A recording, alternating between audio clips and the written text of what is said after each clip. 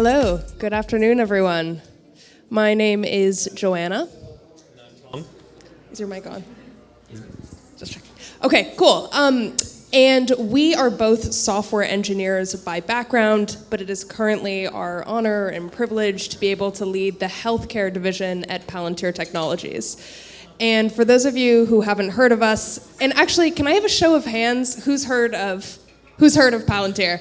1, 2, 3. Okay, I see 3 hands and a lot more people, and that's exactly why we're here today, to tell you a little bit about who we are, what we do, what our company is all about. So Palantir Technologies was founded in 2003 in Palo Alto in California, currently headquartered in Denver, Colorado, and we are a software company.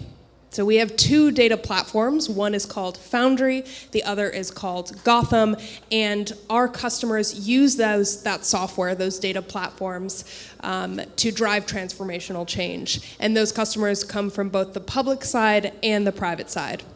So what we're going to talk to you about today is really the idea that data alone is not enough to drive transformational change. And really, it's data empowering decision makers, creating a feedback loop into a single source of truth that really drives that change. And this is, of course, particularly difficult in the healthcare world because of the inherent complexity across healthcare. And we will talk about that complexity and kind of our views on it, but first, maybe give you a little bit of context on our work in healthcare. So Palantir is trusted by some of the world's largest healthcare and life sciences companies around the world and institutions around the world. Some examples include NIH in the US, where Foundry is used to help accelerate critical research. The US Department of Health and Human Services. This is where Foundry is used for vaccine allocation, both COVID and now more recently monkeypox. Also, Sompo in Japan Foundry is used directly within nursing homes for personalized responsive care. But I think perhaps some of our most advanced work is actually at the NHS in the UK. This is where we've had our software used since 2020. And some examples here include over 9 billion items of PPE have been distributed across the UK through Foundry. Over 121 million vaccines have been distributed, allocated, tracked through Foundry. And this is also with over 15,000 users across the country. And then also helping to alleviate the elective backlog, one of the seminal challenges that we have today, with over, for instance, 30% reduction in the inpatient waiting list at Chelsea Westminster, one of many hospitals that our software is currently deployed at.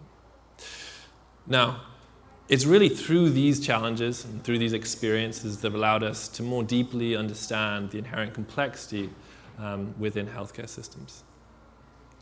And just to kind of dig into that complexity, what do we mean by complexity? How can you start to tackle it? How do you start to categorize and subdivide it? I like to think of 3 kind of categories of complexity, specifically in healthcare systems. You have system complexity, you have organizational complexity, and finally, and potentially most importantly, you have decision complexity.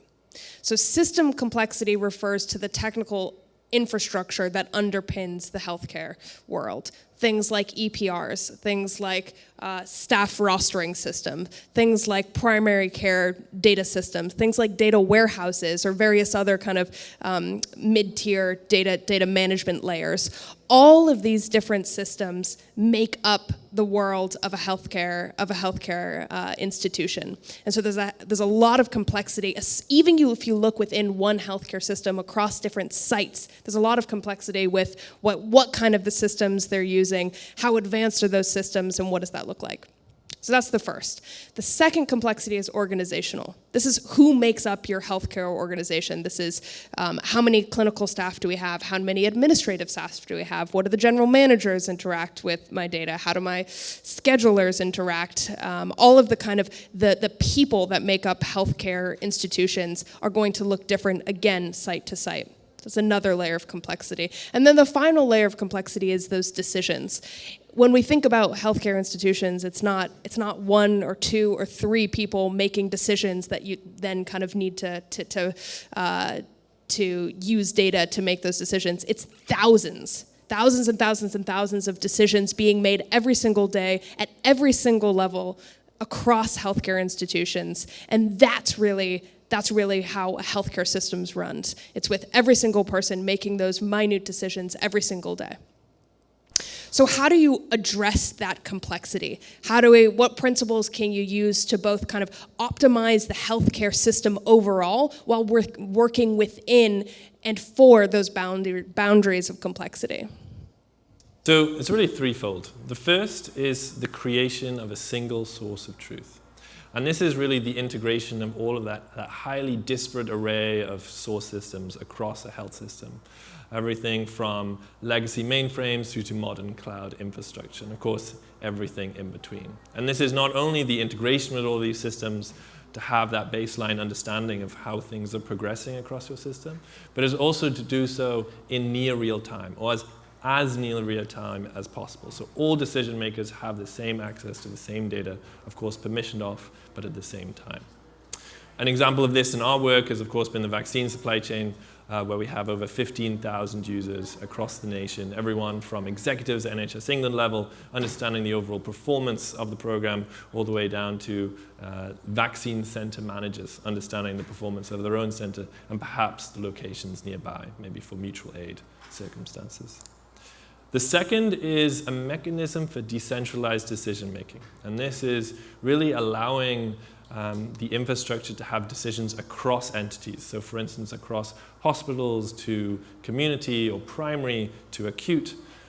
Allowing these decisions to manifest is something that's a deep architectural problem. Now, one example of this that we currently do is discharge and making sure that you can improve that transition of discharge into the community. And this is where we've integrated not only in the acute, but also the local authority, and then finally care homes, bringing those together and allow decisions to take place. The final part of this, of course, is the provision of write back. And this is, again, a deep technical problem. You have to make sure that when you talk about radical interoperability, you're not just referring to read only, you're also referring to write back. That allows those decisions to actually be generated. And the final is the most important. This actually underpins the previous two, and that is ensuring privacy and security. Now, in the NHS, one way in which this is achieved is through purpose-based access control. Now, what is a purpose? A purpose is set by data governance teams to contain data specifically scoped to meet a user's goals. No more, no less. Data governance teams will provide the rationale behind granting access to any particular individual, and data owners will provide the rationale behind the inclusion of any particular data asset. And it's this constant record keeping of between these different user groups, automated through the platform, that allows you to have a deep, enriched understanding of who has what, who has access to what, when, and importantly, for how long. And it's really through these three key ingredients you can manage that inherent complexity across a health system and ensure collaboration that is safe and secure. At Palantir Healthcare, we're really excited about the opportunity to contribute in some small way to the transformation that we see the healthcare industry going through. It's been really energizing to be here the last few days. We're just downstairs. Please come see us. We always like to talk. So you know where to find us, and we're really excited about the work that hopefully we can all do together to transform the future of the healthcare industry. Thanks, everyone.